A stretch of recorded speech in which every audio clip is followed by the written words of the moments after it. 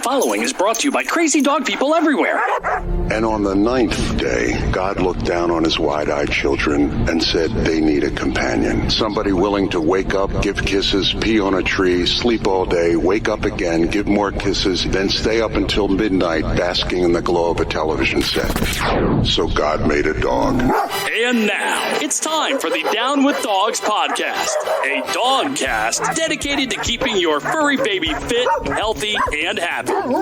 Here's your host, Courtney, and her boy, Jackson.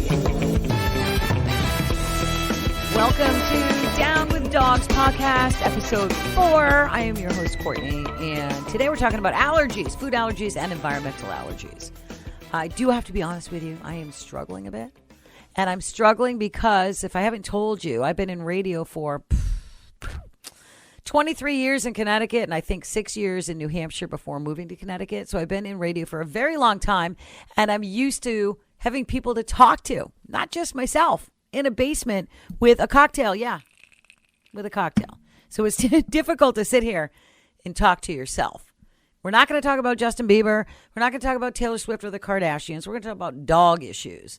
And I'm just hoping that some of the things that I've experienced will help other fur owners. So today I want to talk about allergies, food and environmental. My dog has both of these, food and environmental.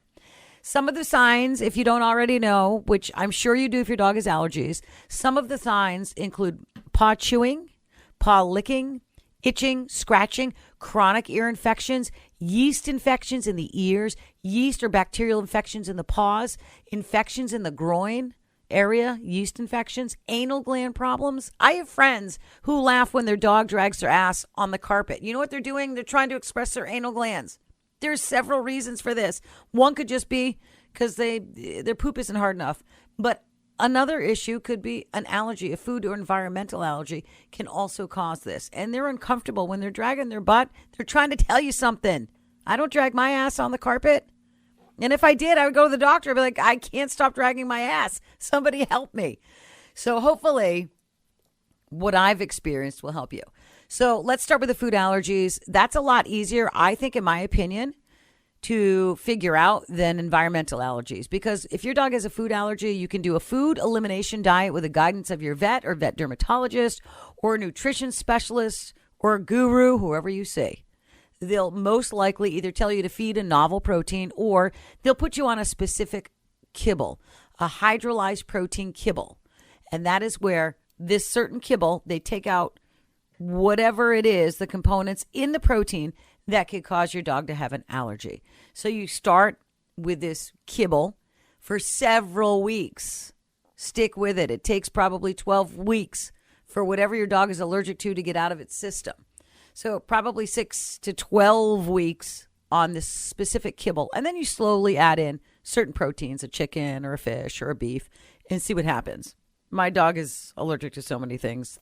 Through the food elimination diet, I found he was allergic to chicken, most likely beef, fish oil, chicken meal, and things like that.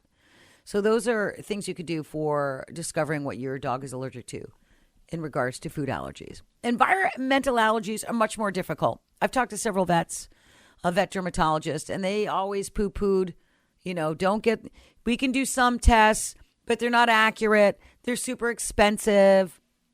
You need to put your dog on drugs for environmental allergies. So that's what I always got. So in the very beginning, when my dog was probably 1 and was experiencing not only food, but environmental allergies, my vet, and a lot of vets, not a big deal, would suggest a drug. I decided not to do a certain drug called Apoquel and start a little lighter with a different drug called Benadryl. And then I should have known better. I gave my dog a Benadryl. According to my vet, you can give your dog Benadryl. See your vet to get the specific dosage for your dog's weight. However, I gave a dog Benadryl and it knocked him out. And I should have known because I take Benadryl to knock my ass out when I'm flying on an airplane because I don't like to fly. Did the same thing to my dog. So Benadryl was out. She suggested trying Zyrtec. Zyrtec was much easier on my dog than Benadryl was. It didn't knock him out, and it did actually take care of some of his itching and scratching and some of his, infections. It did keep some of the environmental allergies at bay, but not all of them. So then we moved on to Apoquel. I didn't want to do it. I had read the horror stories about it causing cancer and all these things. I tried Apoquel. I would say he was only on Apoquel for 2 weeks, 3 weeks, and it made my dog a zombie. It didn't knock him out, but he was not happy. He was not his happy-go-lucky, dorky little dog.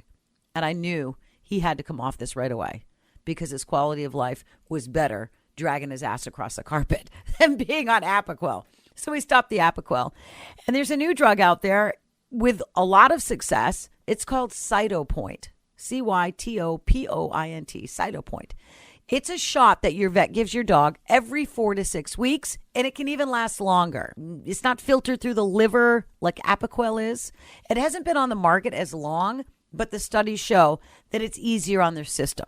So we did the Cytopoint shot with great success. And then I thought, there's a lot of drugs. After doing the Cytopoint shot for probably about a year, I thought, I can't keep putting him on these drugs. I've got to get to the bottom of it. And how am I going to do it? I need help. Well, I came across a company called Glacier Peak Holistic. Now, I must say, they're not a sponsor. They're not paying me to promote them or talk about them. However, if they wanted to, I'm not going to lie, I'll take the cash. But they're not. This is all on my own. Late one night when I was researching dogs and allergies, because that's what I do, I came across Glacier Peak Holistic, and they have a test called the Pet Wellness Life Stress Scan that can tell you what your dog is allergic to, food and environment. It was only $120. What the hell? I've already spent thousands on this dog. What's another $120? So in the mail, I get a little packet. And in this packet, it's got a baggie and a pair of scissors and a swab. So what you do is you clip a little piece of hair off your dog, put it in the baggie, swab your dog's cheek, put it in the baggie, mail it to Glacier Peak Holistics. And within 7 days, they'll either email you or snail mail you the results of your dog's tests. Now, if you decide to do this, I will say don't be overwhelmed because they really do include a lot of things. Some things are under your control. Some things are not in your control. But it's good to have just as a guideline. And with this test, you also get a half-hour phone consultation with one of their holistic specialists, nutrition specialists, which I found was hugely beneficial to me. So I get the results back, and it confirms some of my suspicions. I know he's allergic to chicken. It says chicken. It says fish. It says beef. A lot of the food allergies on this Glacier Peak Holistic Pet Wellness Life Stress Scan actually were very similar to what I knew from doing my elimination diet with a dog. However, the rest of the results kind of blew my mind as far as the environmental allergies went. I mean, let's be honest. I can't cut down every tree in my yard. I can't dig up my lawn.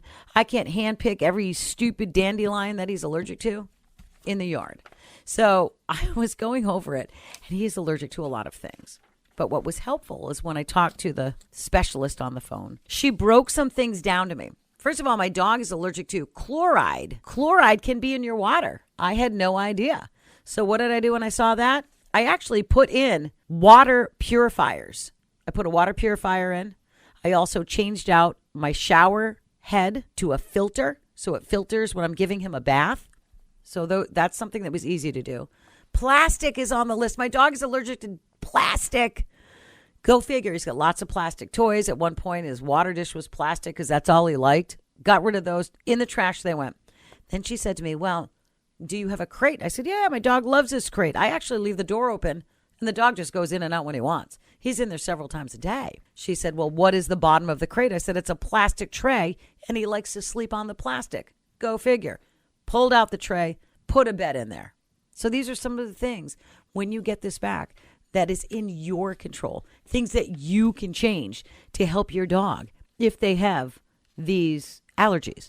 She also suggested, which I thought was frigging brilliant, air purifiers. I bought 2 on Amazon, $70 a piece. One is in the living room. One is in the bedroom. The main rooms that the dog is in, the living and the bedroom. So those are where the air purifiers are. My dog is also allergic to pavement. Are you frigging kidding me with the pavement? How am I supposed to walk my dog? So she suggested getting, wipes, washing your dog's paws. So I actually purchased something called, and they don't give me money either, Earth Bath Hypoallergenic Grooming Wipes, fragrance-free for allergies. So it's just a little grooming wipe. It's like a baby wipe.